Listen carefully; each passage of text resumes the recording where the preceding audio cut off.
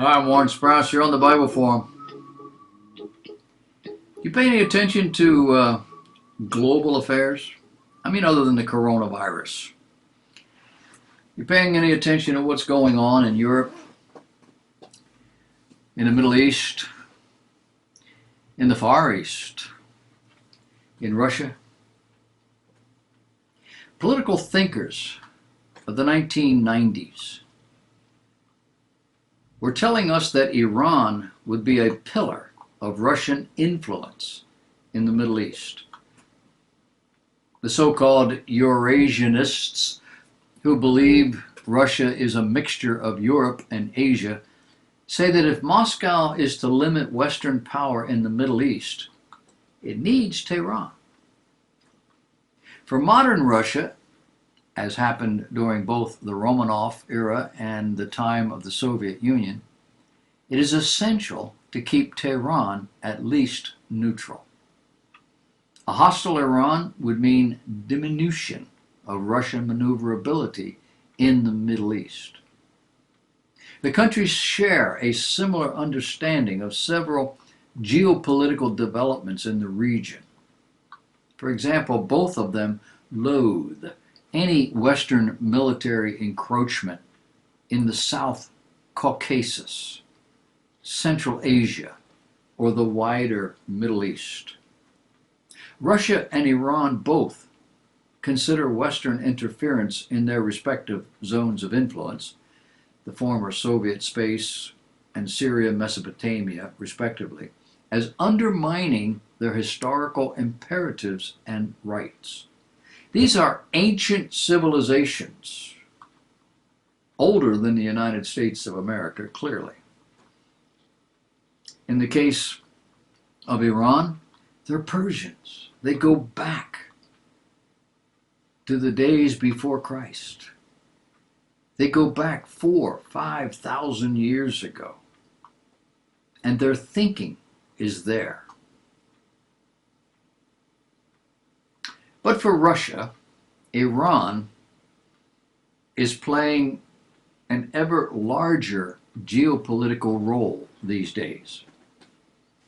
As Moscow's relations with the West generally, and the U.S. specifically, have worsened just in the last several years, the model of multipolarity in world affairs has become popular in Russia.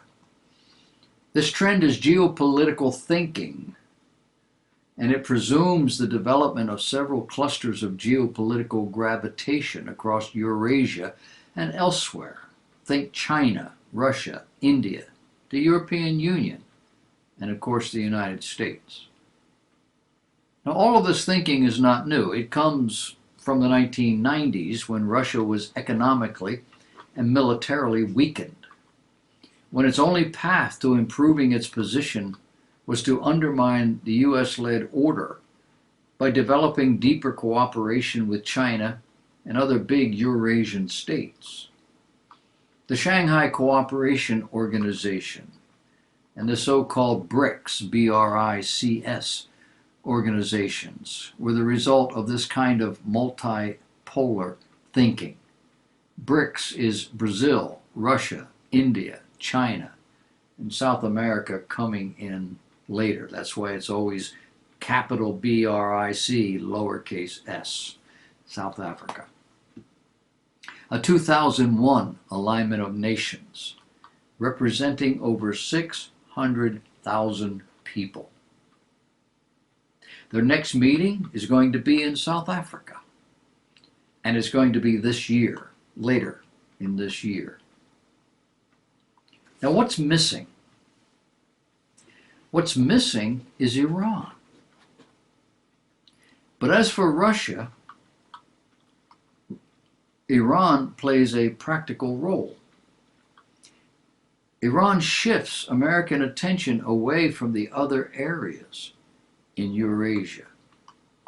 Iran, unlike other states like China and India, can do all of this militarily. We've seen some of it lately. Iranian strategists are clever enough to avoid direct military clashes with U.S. forces. That's a strategy that goes all the way back to 1979 with the revolution there in Iran. Iran, however, can move its forces into Syria, into Lebanon, deeply influence Yemen and Iraq, pose a limited but by no means insignificant military problem in the Persian Gulf. And they can even stir up trouble in Afghanistan by supporting the Taliban and other groups, which they do. All of this fits into Moscow's policy of global multipolarity, in which there is a first echelon of states to which Russia belongs, and a second consisting of Iran and other regional players that are able to complicate the U.S. position in the Middle East. So on a strategic level, there's likely to be a further aligning of Iran and Russia's Middle East policies. For decades, Iran's only real near ally among the world players was Russia. Now that U.S.-Iran relations have deteriorated so completely, Tehran will have to rely on Russia even more. The China card will be played as well, as was seen in late 2019, with the hosting of military naval exercises between the Chinese and Russians in the Persian Gulf. However, cooperation with China that is deep enough to change its complicated foreign policy stance is not going to be an easy thing to do.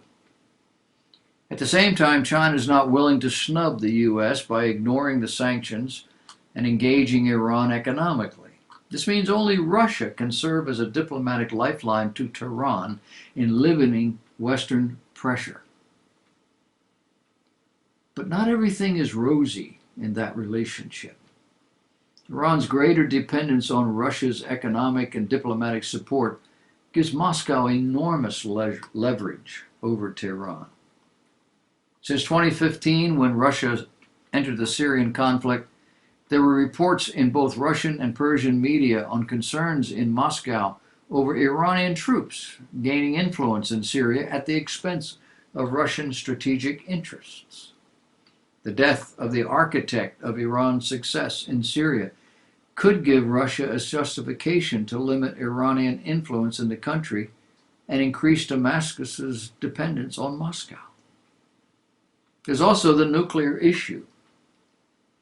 While one might expect Russia to support Iranian ambitions, the Russian political leadership is not convinced that it would be geopolitically advantageous if Iran possessed a nuclear weapon. The Russians, like Americans, are wary of Iran's technological backwardness and poor security, both of which would compromise the safety of nuclear weapons, not to mention Iran's deep strategic cooperation with military and semi-military groups across the Middle East.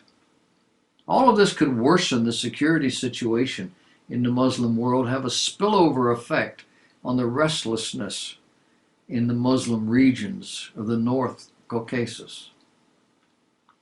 According to experts, what seems more realistic is a growing Iranian dependence on Russia that'll open up purely economic opportunities for Moscow.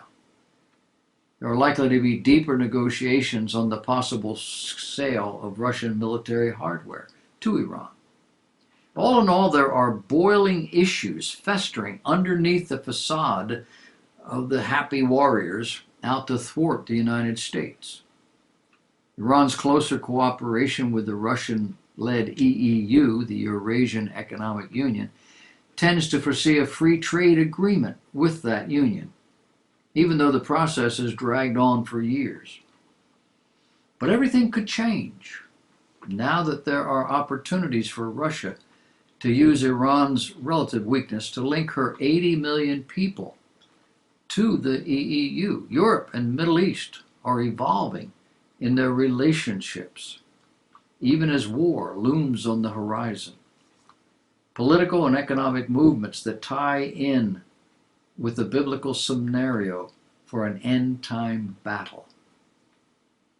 I would encourage you to get out your Bible and start reading the eschatological books of the Bible. The book of Revelation is a strong one.